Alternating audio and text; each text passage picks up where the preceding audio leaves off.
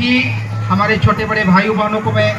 आज की पावन अवसर पर मैं बधाई देना चाहूँगा, धन्यवाद देना चाहूँगा। संक्षिप्त में मैं परिचय बता दूं, उसके बाद मैं कुछ सरहुल से संबंधित कुछ तथ्यों को आप लोग के सामने रखूंगा और मेरे ऊपर क्या क्या जिम्मेवारी है अपने परिचय के दौरान मैं बताना चाहूँगा। मेरा नाम हुआ संतोष उरांव, गाँव मेरा कबरी है और वर्तमान समय में मैं गांगेश्वर उरांव धूमकुड़िया निरासी करचा का एक डायरेक्टर के रूप में, जो छोटे छोटे बच्चों का नृत्य आप लोग देखे वो मेरा ही धूमकुड़िया के बच्चे हैं, उसका मैं निर्देशक डायरेक्टर के रूप में कार्य कर रहा हूं। साथ में स्वशासन परंपरागत सशक्तिकरण संस्थान का मैं राष्ट्रीय लेवल का उपाध्यक्ष सह प्रवक्ता के रूप में पूरे झारखंड लेवल स्टेट में एक जिम्मेवारी मिली है। साथ में झारखंड सरकार की ओर से पेशा एक्ट जो कानून लागू हुई है 2 जनवरी को, उसका मैं झारखंड लेवल का मास्टर ट्रेनर के रूप में सरकार की ओर से मुझे जिम्मेवारी दी गई है। जो हमारी ग्राम सभा के अंदर क्या क्या शक्तियां हैं, ग्राम सभा के हमारे कैसी प्रारूप होगी, उसको ट्रेनिंग देने के लिए ट्रेनिंग का श्रेणी में उपायुक्त से लेकर बीडीओ, सीओ, मुखिया और वार्ड सदस्य से लेकर प्रधान तक को ट्रेनिंग देने का अवसर मिली है, जो कि मैं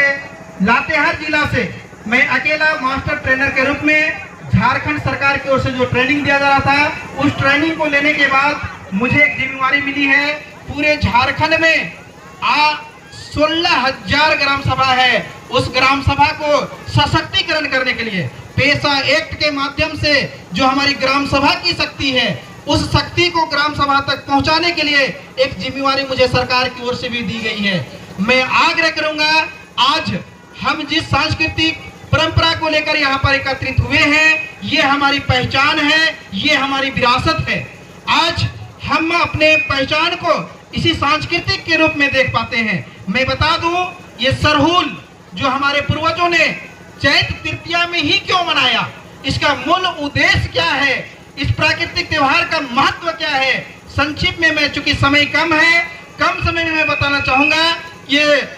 चैत तृतीया में इस त्योहार को मनाने का मूल उद्देश्य जो है, चैत जो महीना होती है ना, आदिवासियों का नया साल होता है। फागुन जैसे कटता है, उसके दूसरे दिन चैत जो हम लोग मनाते हैं, वो चैत हमारी नया साल है। और चैत के तृतीया में चाला धर्मेश जिसको हम लोग बोलते हैं, जो हम लोग सृष्टि की रचना जिस तरह से हुई है उसको बरकरार रखने के लिए धर्मेश जिसको हम लोग भगवान का स्वरूप मानते हैं, चाला जिसको धरती माँ का स्वरूप मानते हैं, उसकी पूजा करते हैं, ताकि इस पूरे संसार में, इस पूरे धरती में जितने सारे जीव, जितने सारे जंतु, जितने सारे मानव इस धरती में विचरण